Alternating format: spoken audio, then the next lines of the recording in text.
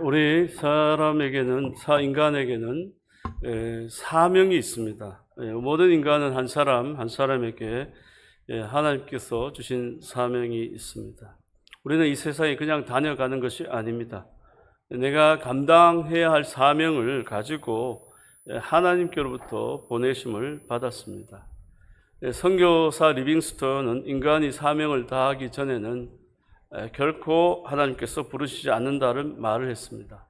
사명을 다할 때 하나님께서 부르십니다. 예수님은 33세까지 살고 가셨습니다.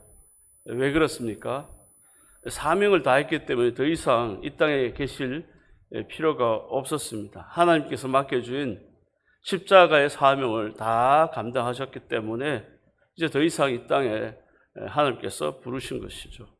자신에게 주어진 사명을 다할 때 하나님께서 부르시는 것입니다. 현재 우리가 사명을 다하지 못해, 한편 우리가 사명을 다하지 못할 때도 하나님은 우리를 부르십니다. 사명을 다하지 못하는 것도 문제입니다. 사명을 잃어버린 삶은 하나님 앞에 가치가 없습니다. 특별히 우리에게는 하나님께서 주신 공통적인 사명이 있습니다. 하나는 하나님을 영화롭게 하는 것이 우리 모든 성도에게 주어진 공통된 사명이에요. 그래서 이 땅에 와서 살아가는 동안 우리 자신만을 위해 사는 것이 아니라 하나님을 영화롭게 하는 삶, 이게 우리 첫 번째 주어진 사명이고요. 또 다른 하나는 내 이웃을 내 몸같이 사랑하라는 것입니다. 누가복음 10장 25절 이하에 보면 어떤 율법사가 주님께 찾아오셔서 무엇을 하여야 영생을 얻겠습니까? 이렇게 물었습니다. 그때 예수님은 율법에 기록된 대로 내 마음을 다하여, 목숨을 다하여, 뜻을 다하여, 힘을 다하여 주 너의 하나님을 사랑하라, 이렇게 말씀하셨습니다. 목숨을 다하여, 힘을 다하여, 뜻을 다하여 하나님을 사랑하라. 또한 더불어서 내 이웃을 내 몸과 같이 사랑하라, 이렇게 말씀하셨습니다. 여러분, 우리에게는 두 손이 있습니다. 우리가에게는 하나님께 영광 돌려야 할 이 손, 한 손이 있고, 또 이웃을 사랑해야 할 또한 다른 한 손이 있습니다. 하나님을 위해서 내가 있고, 또 이웃을 위해서 내가 있는 것입니다. 인간은 사명을 감당할 때 가치가 있어요. 하나님 역시도 사명을 감당하는 자에게 축복하시고 보호해 주시고 능력 주시고 은혜 주시는 거예요. 하나님이 어떤 사람에게 은혜 주시느냐, 축복하시느냐, 도와주시느냐, 사명을 감당하는 자에게는 하나님께서 무한한 은혜와 사랑과 능력을 그 가운데 함께해 주신 줄 믿습니다. 여러분, 인간은 높은 지위가 있다 해서 부와 명예를 누린다고 해서 중요한 것이 아니라 내가 오늘 지금 사명을 발견하고 깨닫고 내가 하나님 앞에서 지금 이 사명을 잘 알고 또 내가 감당하고 있느냐가 중요한 것입니다. 자신의 사명을 알지 못하고 평생 살아가는 삶이 많아요. 목적 없는 삶이 너무 많아요. 내가 이 땅에 왜 와서 무엇을 해야 되는지. 그러나 우리가 자신의 사명을 발견하고 그 사명을 감당하며 최선을 다하는 삶이 하나님께 영광이 되고 우리 삶에는 하나님의 한량없는 은혜와 축복의 귀한 삶이 되어질 줄 믿습니다. 특별히 성도에게는 이웃에 대한 사명이 있습니다. 오늘 본문에 보면 예수님께서 이 땅에 오신 사명이 왜 오셨나? 33년의 짧은 생애를 살면서 예수님은 무슨 일을 하셨고 또 무엇 때문에 오셨느냐 하는 것을 잘 소개해 주고 있습니다. 예수님이 이 땅에 오신 목적은 잃은 양을 찾으러 오셨다는 거예요.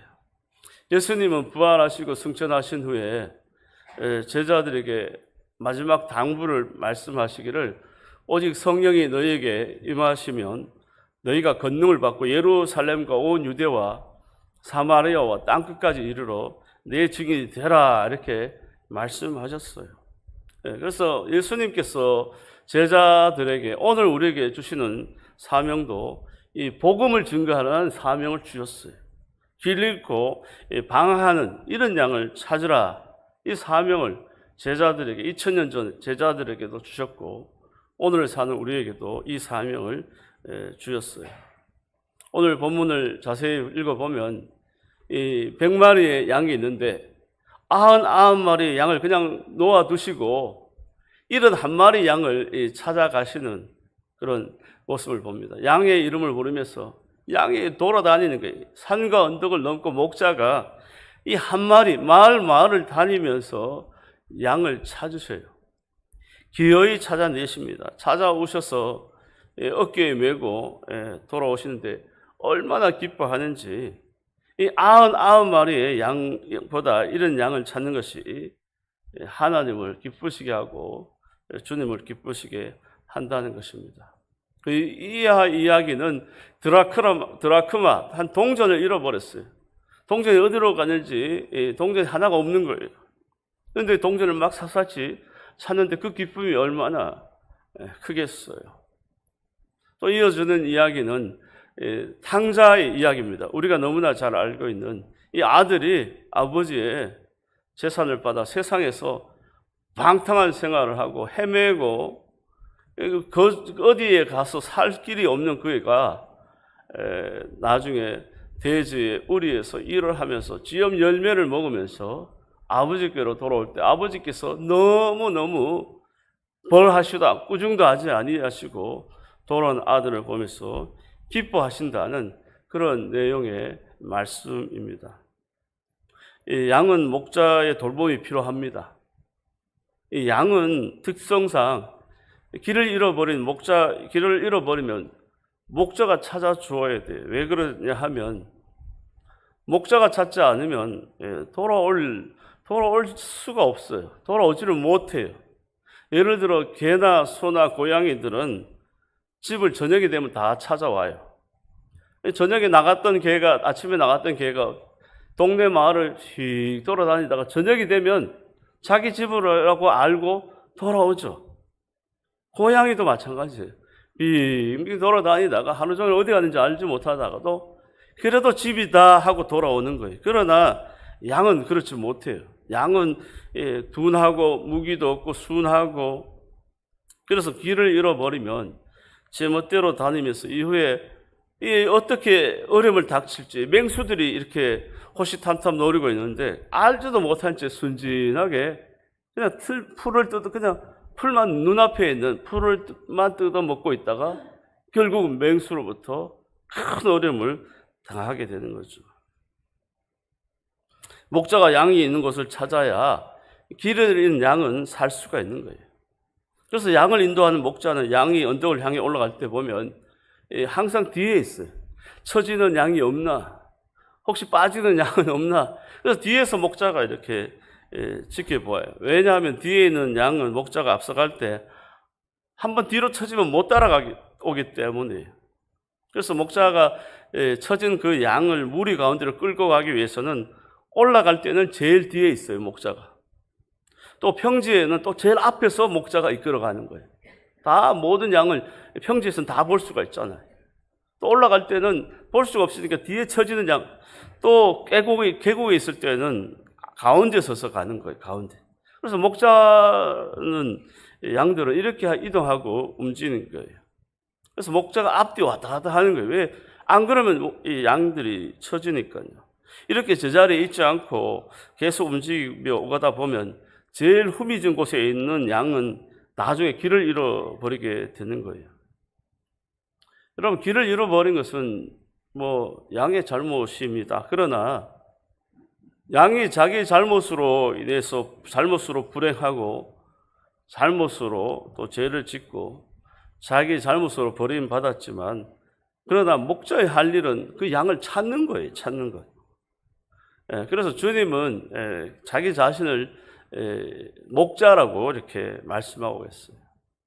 여호와는 나의 목자시니 내가 부족함이 없으리로다. 나는 선한 목자다. 나는 선한 목자다. 여러분, 찾은 즉 이 목자 되신 예수님 찾으시기 기뻐하여서 그 양을 어깨에 메고 돌아왔다라고 말씀하고 있어요.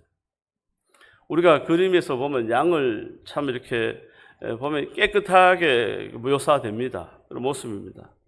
그러나 우리가 실제 유대 나라의 양은 그렇지 않아요. 양은 참 더럽습니다. 나면서 죽는 날까지 목욕을 한 번도 하지 못합니다. 조그만 유대 강야에 풀을 뜯어 먹기 때문에 여기저기로 풀을 뜯으러 다녀야 합니다. 양은 잠을 잘 때도 이렇게 푸른 초장을 만나기가 극히 어렵습니다. 그래서 풀 위에서 자지 못해요. 잠은 자기가 눈동 위에서 자는 거예요. 똥 위에서. 이 파나를 제외하고는 귀까지 다 똥이에요. 그냥 똥도 아니에요. 유대 나라는 밤마다 이슬이 내리기 때문에 이 양이 털이 얼마나 많아요. 이 양이 다 양털로 되어 있는데 이슬이 내리고 젖어서 이 또 묻었던 똥이 부패하게 되는 거예요. 막 썩는 거죠. 그 썩는 냄새가 이 100m 근처만 가도 이 악취를 뿜어내는 거예요. 아무리 양을 사랑하는 사람이 사진을 찍으려 해도 가까이 갈 수가 없습니다. 그런데 그렇게 더러운 양을 찾았다고 목에 메어서 이렇게 돌아오고 기뻐하는 그 목자의 마음 얼마나 더럽겠어요. 그걸 목에 메고 온다는 거예요. 목에. 여러분, 주님이 이 양을 찾아서 목에 메고 오시는 분이 더럽고 냄새 나지만 주님은 잃어버린 양을 찾아서 그 양을 구원하기 위해서 주님께서 그렇게 살아가셨다는 거예요. 주님은 한평생 그렇게 살아가시다가 결국은 어떻게 해요? 양을 위해서 양을 건져주시고 양을 대신해서 십자가에 죽으셨어요. 여러분, 양 한 마리 그리고 생명이 그렇게 귀한 거 아니에요. 양의 생명은 아깝지 않아요. 이 목자가 생명이 귀하지 양 한 마리 죽는 게 그게 뭐 그렇게 대단하겠어요. 그러나 주님은 그렇게 하지 않으셨다는 거예요. 우리는 뭐가 귀하겠어요? 목자가 귀하지 그 한 마리 죽는 게 뭐가 그렇게 귀하겠어요. 그러나 예수님은 목자의 생명이 귀하지 않다.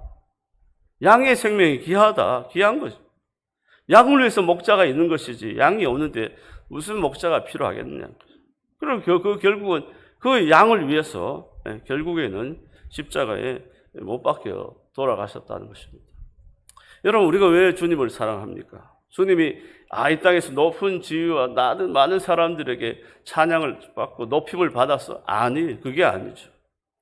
주님을 우리가 사랑하는 것은 언제나 주님은 잃어버린 양을 찾아오시는 길 잃어버린 양을 위해서 희생을 하셨기 때문에 우리가 주님을 사랑해요. 내같이 길 잃어버린 이 양을 주님께서 기억해 주시고 찾아주시고 또 어떻게 해서 누구의 손을 붙여서라도 찾아오시는 주님, 나를 기억해 주시는 주님께 그 주님이 감사하기 때문에 우리가 주님을 가까이 하고 사랑하고 주님을 찬양하는 거예요.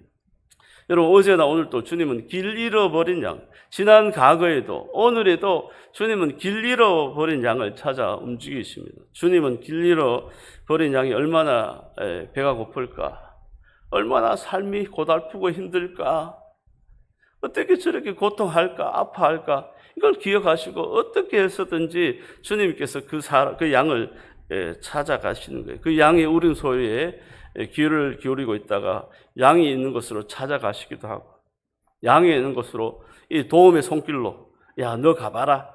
너 가서 정말 상처받고 또 괴로워하고 고통하는 저 양에게로 찾아가서 빨리 구원해라. 빨리 교회로 이끌어라. 이렇게 보내시는 거예요. 여러분, 교회가 무엇을 하는 곳입니까? 교회는 오늘 말씀처럼 길 잃어버린 양, 죄를 짓고 길 잃어버린 심령을 찾는 일을 하는 거예요.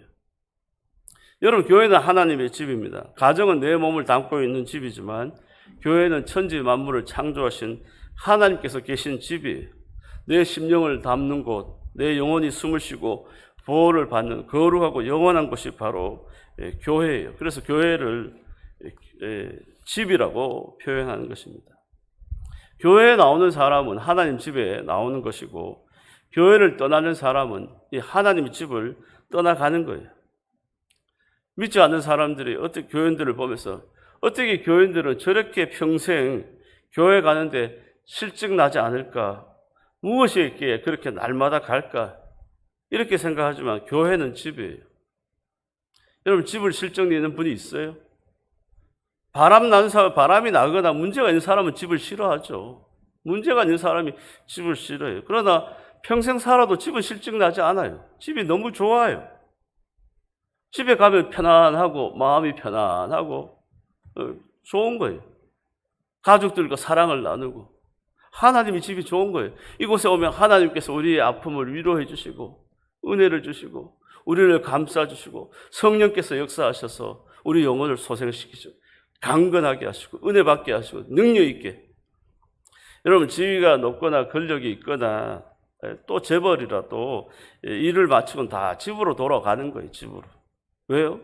편안히 쉴 곳이 내 집뿐이잖아요. 아무리 뭐 환경이 좋다, 시설이 좋다도 집을 대신할 수 없는 거죠. 여러분, 가정의 소중함을 조금씩 알아가면서 인간이 되고 철이 드는 것처럼 교회도 신앙도 마찬가지예요.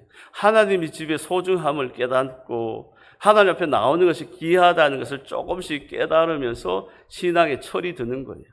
우리 어린 아이들이 가정이 소중하다 별로 모르죠. 부모가 계시고 아빠가 계시는 게 얼마나 귀하고 이 한 가정이 건강한 게 얼마나 귀하고 어떤 사람은 이게 없어서 평생을 괴로워하는 거예요. 아빠가 없고 엄마가 없고 건강이 없고 이 가정이 얼마나 소중해요. 이게 얼마나 하루 같이 도란도란 모여가지고 저녁에 식탁을 대하면서 밥을 같이 먹는 거 얼마나 소중해요. 이게 없어서 마음이 아파가지고 괴로워하고 힘든 인생도 얼마나 많은데 이 가정의 소중함 이것을 깨닫고 점점 나이가 들면서 이 자녀들과 함께 식탁에 함께 모여서 도란도란 식사를 하는 것 이것보다 귀한 게 없구나 이렇게 우리가 철이 들면서 가정의 소중함을 알아가는 것처럼 이 하나님의 집에 나오는 것이 뭐 그렇게 대수롭냐 깨닫지도 못해요. 뭐 대단하냐. 그런데 교회에 나오니까 하나님께서 나를 사랑해 주시고 은혜를 주셔서 깨달으면서 서서히 신앙에 철이 드는 거예요. 철이 드는 거예요. 철이 없는 사람이 많아요. 교회 나와도 귀한 줄 모르고 이 가정이 귀한 줄 모르고 다 철이 없는 거죠. 여러분, 우리 인간은 높으신 하나님 아버지 집으로 나와야 돼요. 현대인들이 방황하고 헤매는 것은 우리가 하나님과의 관계가 단절되었기 때문에 무엇이 부족해서가 아니라 이 관계가 단절됐기 때문에 괴로워하고 방황하고 힘이 드는 거예요. 천지 만물을 창조하신 하나님께서는 이 땅 위에 주의 몸된 교회를 세우시고 우리를 하나님의 집으로 부르시고 관계를 다시 맺어주시기를 원하고 하나님과 함께하는 교통하는 은혜로운 삶으로 우리를 불러주신 줄 믿습니다. 여러분, 죄를 지으면요 길을 잃어버려요. 양이 아까 말씀드렸던 것처럼 아무리 집으로 돌아가지 못하고 어리석고 미련한 것처럼 죄를 지으면 길을 잃어버리는 거예요. 죄가 아버지를 찾는 그 눈을 감게 하기 때문에 죄가 나의 양심을 마비시키고 또 죄가 내 마음을 강팍하게 하고 죄가 우리 마음을 어둡게 하는 거예요. 어둡게 하는 거예요. 죄가 우리 안에 자꾸 반항의식을 갖게 만들고 죄는 사람의 마음에 근심과 좌절과 절망을 가져오므로 자기도 사랑하지도 못하고 또 하나님은 당연히 나오지도 못하고 타락한 삶을 살아가게 되는 거예요. 죄를 범한 사람은 길을 잃어버린 양이 죄를 두고 행복할 수가 없어요. 사람이 한번 나쁜 길에 들어서면 빠져나오기 얼마나 오랜지 모르겠어요. 소매치기 한 사람은 평생 소매치기 하다 끝나는 거예요. 그 소매치기 하는 습관 못 벗어나는 거예요. 못 벗어나. 강도질을 하면 평생 강도질을 하는 거예요. 평생. 이 죄에 매여버리면 우리가 벗어날 수가 없어요. 무슨 범죄든지 한번 걸려들면은 이 죄에 매여버리면 벗어나기가 얼마나 힘들고 어려운지 몰라요. 여러분, 성경은 신약과 구약으로 되어 있는데요. 이 구약은 이스라엘 민족, 히브리 민족을 불러주신 하나님께서 이 아브라함 때부터 예수님 오시기까지 약 2000년 동안 이스라엘 백성을 가르친 하나님 말씀이 기록되어 있습니다. 하나님께서 이스라엘 민족을 택하신 후에 2000년 동안 한 가지를 가르치셨어요. 그게 뭐냐면 구약 성경은 한 가지를 강조합니다. 그 하나가 무엇이냐? 여러분 구약 성경 39권 다 몰라도 괜찮아요. 이건 하나만 알면 돼요. 그게 뭐냐? 모든 사람이 죄인이다. 죄인이라는 걸 가르치는 거예요. 이것 하나를 가르치려고 유대인을 부르신 거예요. 모든 인간은 죄인이다. 하나님 앞에 심판받을 수 없는 존재이다. 그런데 아무도 자신의 죄를 모르기 때문에 하나님은 율법을 만들어서 가르쳐 주신 거예요. 율법에 하나님 말씀에 비춰보니까 내가 죄인이구나. 내가 잘못됐구나. 그런데 평생 지키려고 아무리 노력하고 몸부림쳐도 다 지킬 수 없도록 만든 것이 율법이에요. 율법을 통해서는 한 사람도 의인이 될 수가 없어요. 다 죄인이라는 도장을 찍도록 하기 위해서 율법을 주신 거예요. 그러면 신약에서 가르치신 것은 무엇입니까? 신약에서 가르치는 것은 한 가지, 역시 한 가지. 죄인이 사는 길은 예수밖에 없다는 그 한 가지를 가르치는 거예요. 죄인이 하나님 앞에서 나아갈 수 있는 길은 예수님 믿는 길밖에 없다. 아무리 내가 소매치고 강도짓을 해도 예수를 믿으면 그 삶의 새로운 십자가의 보혈로 죄를 씻어주시고 그 삶의 새로운 변화와 능력들이 은혜가 나타나게 되는 거예요. 이 한 가지를 가르치기 위해서 신약 성경이 기록되어 있어요. 그렇기 때문에 하나님의 아들 예수 그리스도께서 이 땅에 오셔서 우리를 위해 십자가에 돌아가신 것을 강조하고 증거하는 거예요. 여러분, 교회는 이 예수님께서 우리 죄를 사하기 위해서 돌아가셨다는 사실을 선포하는 곳이에요. 그래서 주님 앞으로 나오고 교회로 나오고 주님을 영접하면 모든 죄를 사하시고 우리 안에 이제 이후로 새로운 삶이 시작되는 거예요. 새 생명이 잉태되는 거예요. 찬송가 287장의 가사에 보면 예수 앞에 나오면 모든 죄 사하고 주의 품에 안기어 편히 쉬리라. 우리 주만 믿으면 모두 구원 얻으며 영생 복락 멸관 확실히 받겠네. 여러분, 예수 믿고 영접하면 우리 삶에는 새로운 변화들이 나타나요. 새로운 born again, 영적인 새로운 거듭남이 시작되고 또 새 생명이 탄생되어 성령 안에서 자라나는 성장하는 놀라운 은혜와 기쁨의 새로운 삶으로 하나님께서 인도해 주신 줄 믿습니다. 누가 천국에 갑니까? 죄의 짐을 벗은 자만이 갈 수 있어요. 어떻게 하나님의 자녀가 될 수 있습니까? 예수 그리스도를 믿고 영접하면 구원함을 얻게 되고 하나님의 자녀가 되는 것입니다. 여러분, 이 세상에는 우리가 참 안타까운 것은 아버지를 저버리고 떠난 사람들이 많이 있어요.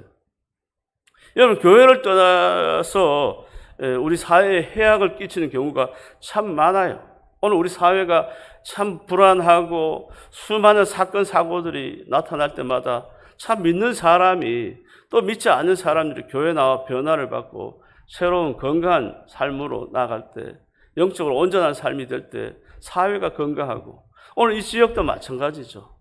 우리가 이 지역 사회가 건강하게 되기 위해서는 하나님 앞에 나와 은혜 받고 변화되어 하나님의 사람으로 거듭날 때 거기에 하나님께서 우리 가정과 사회가 더 건강하고 복되게 되어질 줄 믿습니다. 여러분, 독일의 독재자 히틀러도 하나님 아버지 집을 떠났어요. 사실 그는 일찍이 하나님을 잘 믿었던 아이였어요. 오스트리아의 한 지방에 있는 수도원 부설학교를 다녔습니다. 히틀러는 그곳에서 사제의 꿈을 키워나갈 정도로 믿음이 좋았다고 합니다. 찬양을 특별히 잘해가지고 수도원의 소년 합창단 단원으로 활동했다고 합니다. 부모님 믿음도 좋았다고 해요. 여러분, 어려서 잘 믿는 것도 참 좋은 일이지만 살아가다 보면 삶의 고비 때마다 믿음의 이음줄을 잘 이어가는 것이 더 중요해요. 초등학교 잘 다니다가 중학교에서 고등학교 때, 특별히 대학에 갈 때는 이 믿음의 신앙의 끈이 자꾸 멀어지고 끊어져 올 때가 많아요. 특히 대학을 입학할 때나 졸업할 즈음에 변화의 시기에 믿음을 잘 이어나가야 합니다. 히틀러는 그때 잘못되어서 하나님의 집을 떠났어요. 하나님 아버지의 집을 벗어나서 그는 인간의 방법으로 이 사회를 고치고 국가를 개혁하려고 했어요. 처음에는 우리가 잘 아는 것처럼 잘 되었어요. 여러분, 하나님을 떠나 넓은 세계로 나갔을 때 처음에는 모든 것이 잘 되는 것 같아요. 그래서 히틀러는 수많은 청년들을 선동해서 그를 따르게 했어요. 그리고 독일 천하를 장악하였고 전쟁을 일으켜서 유럽 천지를 손안에 넣었어요. 그러나 오래 가지 못했어요. 여러분, 나치즘의 문장을 보셨을 겁니다. 십자가 끄트머리가 갈고리로 탁 떼가지고 십자가 끄트머리에 이렇게 서럽게 됐죠. 이게 나치즘의 문장이에요. 히틀러가 살던 집 근처의 교회에도 이런 모양의 십자가가 있었다고 합니다. 독일은 원래 기독교 국가입니다. 마틴 루터가 종교 개혁을 일으킨 나라예요. 이런 나라에 포퓰리스트 히틀러가 등장해가지고 인기에 영합하고 대중을 선동하면서 나라를 어지럽게 만들었어요. 우리가 잘 아는 것처럼 지금 앞서서 메르켈 총리나 이런 사람들이 이 히틀러가 잘못한 이 잔악한 행위를 통해서 지금 얼마나 뒷감당하느라고 참 어렵죠. 처음에는 이 전 유럽을 휘두른 것 같더니 독일을 나중에 다 망쳐놓은 거죠. 그런데 최후에 남은 30만 명의 군인을 이끌고 싸우다가 20만 명을 죽음으로 이끌고 몰아넣고 9만 명은 다 포로로 내주고 말았어요. 더 이상 어쩔 수 없게 되자 자기 아내를 총으로 살해하고 자신도 자살했습니다. 여러분, 이 비극은 멀고 먼 이야기가 아닙니다. 반세기 전 얘기예요. 하나님이 없는 사람을 따라가다가 전 국민이 망했어요. 하나님의 집을 떠나서 수많은 사람들의 아픔과 고통을 주는 그런 역할을 하게 된다는 거죠. 여러분, 멀리 갈 것도 없습니다. 김일성도 믿는 가정에서 태어났습니다. 그의 어머니 이름이 강반석이에요. 베드로 이름이 반석이잖아요. 어머니 이름이 강반석이, 믿음의 어머니. 또 외삼촌이 강양욱 목사예요. 어릴 때 주일학교 잘 다녔어요. 나중에 아버지 집을 떠나간 것이죠. 탕자가 된 거예요. 여러분, 그 한 사람이 아버지 집을 떠나니까 그 떠남으로 인해서 지금까지 북한이 이 세상에서, 지상에서 가장 불쌍하고 가난한 나라로 망쳐버리고 만 거예요. 또 모든 나라들마다 핵을 가지고 얼마나 위협합니까? 한 사람이 아버지 집을 떠나니 온 국민들이 고통스럽고 지금까지 아직도 얼마나 힘들게 살아갑니까? 참 안타까운 일입니다. 어른이나 아이나 우리 인간은 아버지 집을 중심으로 살아야 돼요. 행복은 날아다니는 파랑새가 아닙니다. 성도는 하늘에 계신 하나님의 사랑을 받아야 합니다. 이 사랑을 받지 않으면 남에게 베풀 사랑도 없고 하나님의 사랑을 받으면 아내에게도 주고 자녀에게도 주고 이웃과 세계를 향해서 봉사하고 싶은 마음도 생겨나게 되어 있습니다. 우리는 하나님 집에 나와서 하나님의 은혜를 받고 하나님의 사랑을 받아야 가정도 행복하게 될 수 있어요. 나눠줄 수가 있는 거예요. 받지 않고는 더 악랄해지고 무서워지고 또 남을 해롭게 하는 것이죠. 여러분, 요한복음 15장을 우리가 잘 알고 있습니다. 포도나무와 가지의 비유가 나옵니다. 예수님은 포도나무를 떠나서는 아무것도 할 수 없을 뿐만 아니라 밖에 버려져서 말라져서 모아다가 시들어져서 불에 던져진다라고 말씀을 하고 있습니다. 여러분, 교회를 떠나면 그 영혼이 죽어서 말라지는 거예요. 말라져. 자꾸 말라지고 영혼이 피폐해지고 죽어가는 거죠. 여러분, 세상 사람은 당장은 잘 되는 것 같고 기도하지 않아도 아무 문제가 없지만 하나님께서 택하신 백성은 그렇지 않아요. 왜 그렇습니까? 우리 삶은 영적이기 때문에 아무렇게나 살 수가 없어요. 성도는 기도하지 않으면 문제가 꼭 생겨요. 그런데 교회에 다니지 않으면 기도하지 않아도 아무런 문제가 없어요. 왜? 그건 영적 생명이 죽었기 때문에. 그러나 성도는 기도하지 않으면 꼭 무슨 탈이 나고, 아이고, 하나님께서 기도하게 하시는구나. 아이고, 깨어있으라고 하시는구나. 아이고, 내가 잘못했구나. 이걸 왜? 우리 안에 영적 생명이 있는 거예요. 그래서 성도는 두 개의 생명을 관리하는 거예요. 하나는 겉사람의 육의 생명을 관리하는 거예요. 여러분, 성도도 건강해야 됩니다. 또 하나는 안에 있는 속사람인 영적인 생명을 관리하는 거예요.